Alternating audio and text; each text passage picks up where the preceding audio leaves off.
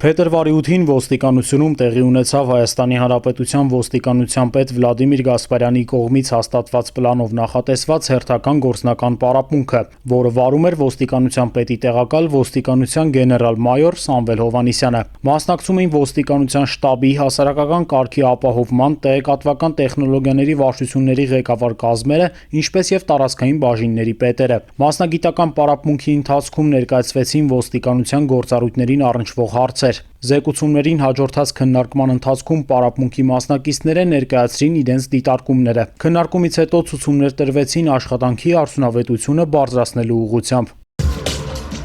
Փետրվարի 6-ին ոստիկանության Երևան քաղաքի վարչության օպերատիվ կառավարման կենտրոն միանգամից 2 տագնապալի ահազանգ ստացվեց։ Առաջինը գրանցվեց ժամը 12:20-ին։ Ահազանգած քաղաքացին, որը չցանկացավ ներկայանալ, հայտնում էր, որ Ավանի հոգեբուժարանում ռումբ է տեղադրված, զգուշացնում էր, որ 3 ժամից կպայթի։ Ոստիկանության Երևան քաղաքի վարչությունից եւ Նոր Նորքի բաժնից օպերատիվ խմբերը արտակարգ իրավիճակների նախարարության հրշեջ փրկարարական ծառայության մարտական հաշվարկը եւ ոստիկանության պետական պահպանության գլխավոր վարչության շնավարժները վարժեցված շներով անմիջապես մեկնեցին հոգեբուժարան։ Օպերատիվ համատեղ գործողության արդյունքում ռումբ չհայտնաբերվեց, ահազանգը կեղծ էր։ Ժամեր անց 15:10-ին օպերատիվ կառավարման կենտրոն ստացվեց երկրորդ ահազանգը։ Զանգահարած քաղաքացին այս անգամ պնդում էր, որ 1 ժամից կպայթի Բաղրամյան պողոտայի շենքերից մեկը։ Ոստիկանության կազմակերպված հանցավորության դեմ պայքարի գլխավոր վարչության աշխատակիցների հետ համատեղ իրականացված միջոցառման պարզվեց, որ ռումբի եւ պայթյունի վերաբերյալ երկրորդ ահազանգը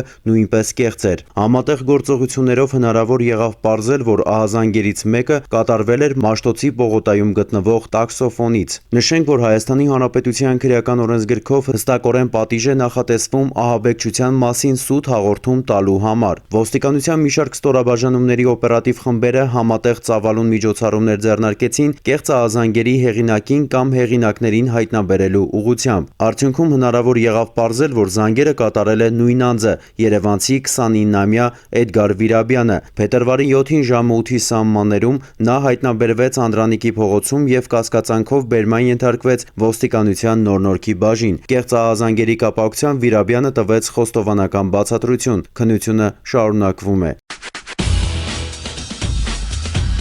Ըստ ոստիկանության օպերատիվ հաղորդագրությունների ամփոփագրերի փետրվարի 7-ից 8-ը հանրապետությունում արձանագրված մարմնական վնասվածք հասցնելու 16 դեպքից բացահայտվել է 15-ը, արձանագրվել է թմրամիջոցի հայտնաբերման 4 դեպք, բացահայտվել է գողության 14, խարդախության 8, յուրացման ավտոմեքենա փախցնելու համակարգչային հանցագործության եւ խուլիգանության մեկական դեպք։ Նախկինում կատարված հանցագործություններից բացահայտվել է գողության 2 դեպք։ Անցած մեկ օրվա ընթացքում հանրապետությունում արձանագրվել է ճանապարհատրանսպորտային 7 պատահար, ինչի հետևանքով 8 մարդ ստացել է տարբեր աստիճանի մարմնական վնասվածքներ։